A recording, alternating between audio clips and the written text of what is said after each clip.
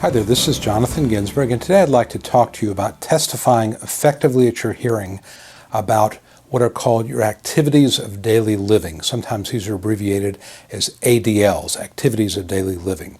And the reason why it's important to testify effectively about your activities of daily living at your hearing is that judges will many times use your testimony about activities of daily living and try to make an equivalence in terms of your capacity to work. So for example, if you describe a very full, detailed, and robust activities of daily living in terms of things like doing laundry, cooking, cleaning, vacuuming, cutting the grass, and so forth, the judge may conclude that you have the capacity to do a simple entry-level type of work. After all, if you're doing all the housework and cooking around the house, then what's to say you couldn't take that capacity and turn it into employment at a local convenience store or a parking garage, something like that.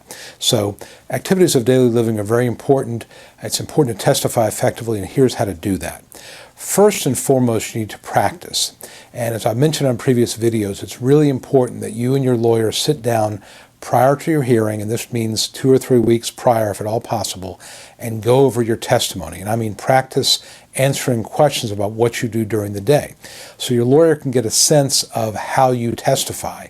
I will tell you, in my own experience, sometimes I'll ask people in a pre-hearing conference, tell me about what you do during the day, and I'll get things like, I don't do anything, I just sit around, or I just piddle around the house, or I stay in my recliner watching TV. Well, do you do any cooking? Well, I make sandwiches and some soup every once in a while. You need to be more detailed than that. So for example, if you do a little bit of folding of laundry, you could testify that I try to fold the laundry, I can do it for 10 or 15 minutes, and then my back starts to ache and I have to stop. I've got to do it sitting down on the bed. I try to vacuum, but pushing the vacuum is too difficult for me being bent over, and I can't do that. I tried to cut the grass and it put me in bed for 3 days. So you want to be as specific as you possibly can. And again, you get some clues from your lawyer about how to properly answer those questions, so it doesn't seem like you're denying you can do everything, which is really my second point.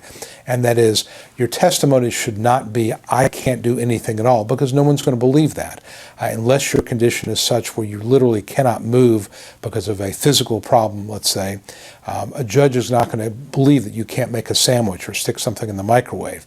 So it's better to talk about some limited activities of daily living as opposed to saying you can't do anything at all. And again, when I'm talking with my client, I'll get a sense of how he or she testifies, and we can practice working on that so that my client comes across as being believable and credible. And in that realm, in that way, I would also tell you again, don't talk in absolutes. Don't say I can't do anything or I do this all the time. You want to paint a picture. And again, if you have good days, you can talk about the good days and bad days, but make sure you're painting a picture for the judge so that he really understands what's going on. You want to emphasize rest periods and incomplete tasks, things like that, so the judge understands that you're not doing this really effectively and it does not translate well into a work type of situation. And finally, I would tell you, and you don't see this happen much anymore, but don't let the judge put words in your mouth. So if you testify that, I make dinner every once in a while and I occasionally put clothes in the laundry, don't let the judge put words in your mouth by saying, so you handle all the cooking in the house, is that right? Or you do all the laundry and folding and putting clothes up. Sometimes judges will do that. If you don't correct him or her, then that will go on the record and the judge can use that to deny your case. And obviously if a judge is trying to do that, that's probably not a great sign anyway. But again, you have to correct that. Your lawyer can't do that. You've got to correct the judge, make sure that he really understands what's going on in terms of your activities of daily living.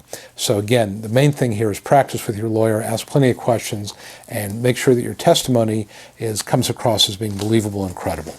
I hope you liked this video. If you did, please give it a thumbs up on YouTube, and of course subscribe to my YouTube channel. If you saw this on Facebook, please like it there, give it a thumbs up there, subscribe to my Facebook page as well.